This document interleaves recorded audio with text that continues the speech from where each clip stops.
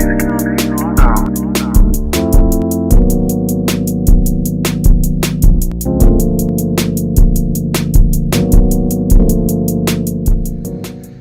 guys, we got the parts in to replace the macerator on the Sanimarin toilet, and had the customer take a video after I fixed the toilet, and like I showed in the video, my video, it sounded very rough. And the people who make the toilet, the manufacturer, I had the customer contact them, and they agreed that the toilet was definitely not sounding right, and their solution is to not mess around and just replace every component. They want me to replace the control pad, the controller, which I'm glad about that, and the macerator assembly itself. And as you can see, it kind of comes pre-assembled with most of the stuff. There's a valve that's supposed to go here, and that's not here. So some parts will have to still be saved off of the old toilet. Don't think I'll be using that, but these are all the pieces that come in the kit. So they send you most of the stuff that you would need. Like I said, you're gonna have to replace some of the parts. So I got this thing cranked up and running, and like I said from the beginning, I was working behind someone else, so I had to get it to a point to where it was functioning again, where it wasn't functioning before. So I got her pulled out and disconnected, so you can see like this pipe, gotta reuse it, and it's using those crimp connectors. You can see that valve back there that's on the toilet. So I'm gonna take this apart, and the first step is going to be to get that crimp connector off. And you know, in my videos, I like to highlight tools used in the trade and whatnot. So this is the tool to and I'm putting it on a drill, but it comes in a kit with this breaker bar. I'm glad they made it just a regular 3/8 drive. And then it gave me two different sizes of these, and these slide over the ear hose clamps, which are, I'll get one out so you can see it. So once you crimp these down, it's kind of hard to get them off. And how this works is, in the crimp position, this can slide into this tool and then twist it, and it rings it off. And normally, you know, they give you this hand tool to use, but you can't swing this around in tight spots. In a wide open spot, that'd be great and it's awesome, but tight spots, I just put this on a impact driver. Just get a extended 3/8 drive, chuck it into my impact driver, and this is the tool that has saved me a lot of headache and time. They make other tools for removing these clips. This one does not damage the hose. So if you're in a situation you can't afford to cut the hose, you know, I've seen guys use, and I've done it before too, in a situation where I'm gonna just replace the pipe, use like a little whiz wheel cut off tool or something like that to get these off. So what I'll do is I'll just come in here and put that on top and then ring it. Now in this situation, my drill can't fit in there with that long one, so I'll put a shorter chuck and go inside here to get that off, because I gotta get this out of the unit. So let me get this out, and I really want to show you how the tool is used. All right, so I got that off.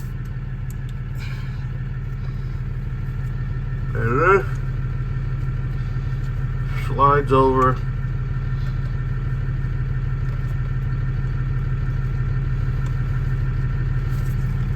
So that's what you'd have.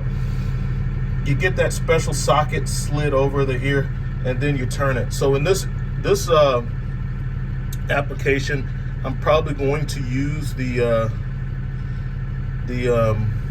I'm going to use my drill. I'm just going to disconnect it first.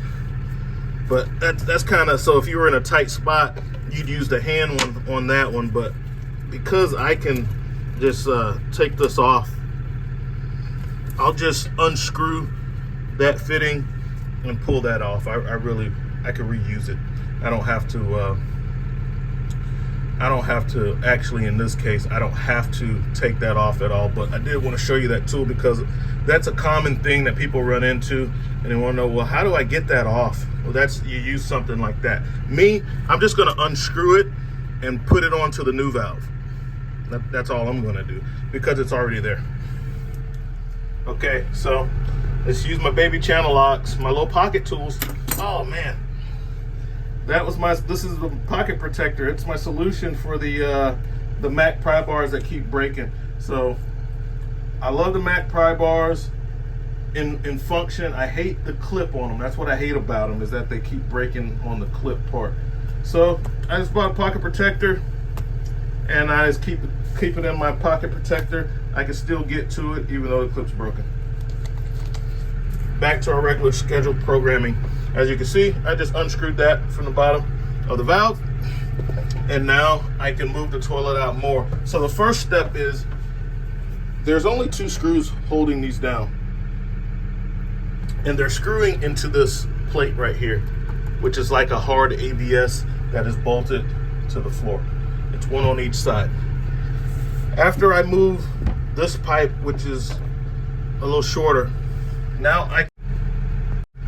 so now I can pull the toilet out. All right. Now, as you can see, I have a lot of slack. So I can pull the toilet way out now. What's holding it up? It's the wires and stuff. They're coiled up, but you got enough slack to where you can move this. Just be careful of the floor. It's a hard tile floor, and it's a heavy porcelain toilet. But as you can see, you can move this thing out to work on it. I'm gonna have to disconnect the wires and bring it all out through that way. Just leave it all together. So let me take that apart, and I'll meet you outside. Put this thing on my table where I work on them. All right, when you take the toilet out and you flip it over, this is the only thing that's holding the macerator, these 2 hooks. And they're hooking it to these right here in that silver part. Right there and on the other side. So those 2 silver parts is where the hooks go. And then I'm just matching these up to see what's different. This part and the one that they sent is shorter than this one. It's like they kind of made that. It's all inside the toilet, so whatever. And then I see this piece here is a little different from what's on the inside. This piece is on the inside. And I have to put this on. They give you the clamp and they give you the fitting to make this side, which is what sprays the water in the bowl. When you press the button to flush the toilet, that's what sprays the water across the bowl. Other than that, just put them side by side, match everything up, and put parts on there. You gotta use a PEX tool to crimp those down. I use an automatic crimper. Squeeze that together. Okay, so let me put all this together and I'll be back. Just the shiny parts, that's where they put the hooks at. They just clip on. So this is with the toilet in this orientation. So you see how I'm working with it. That's the only way you can get those hooks off. You got to turn it this way. All right, so flip the toilet back over, put on your little band clamp, and those hooks are still in there, so it's gonna be some resistance. And slide that over the opening for the toilet. This is going to this goes in here. So that's the thing that this is the thing I need to. This one's different.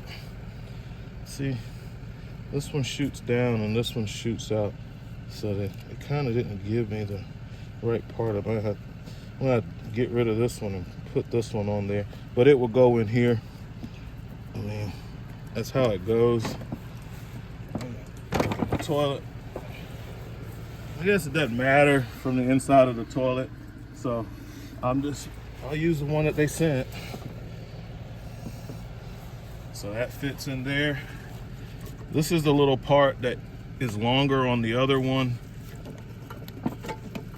And then spin this around in a position to where you can actually get to it. This is gonna go to the plumbing inside the camper. And like I said, it's all held in place with those two straps. So yeah, on the other one, this part was longer, but they made it shorter on the parts that they sent me. So it is what it is. I'll just tighten that up. Use right angle.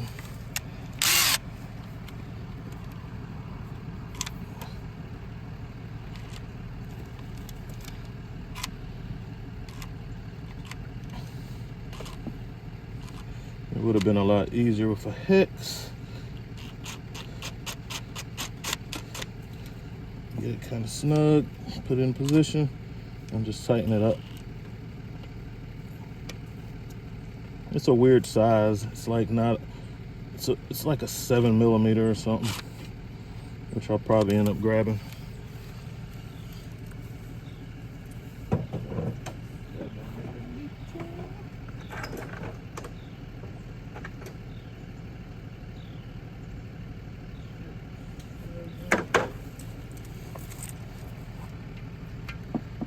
Yep.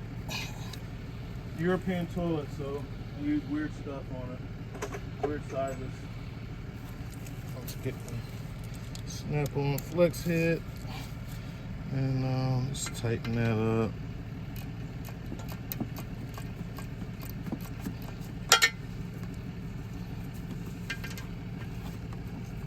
I'll get over here.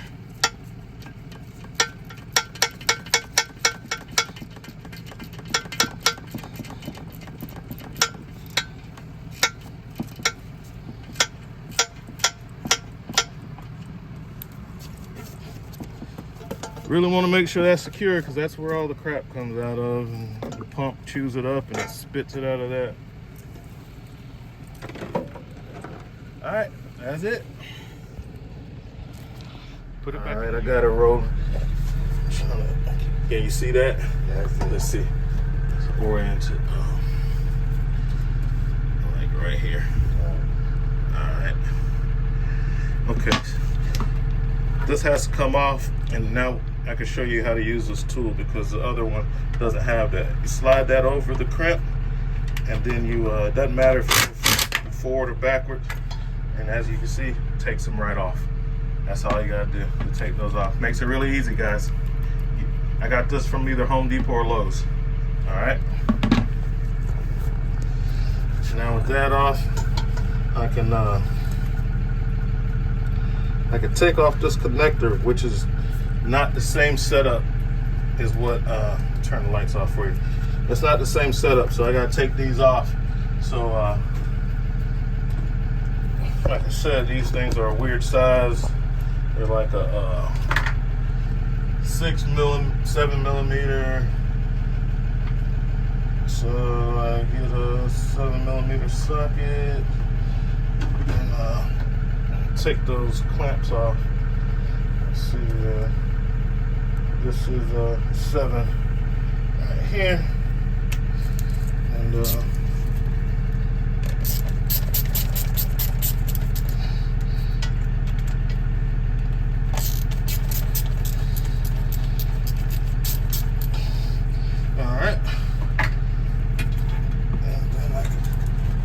twist these off.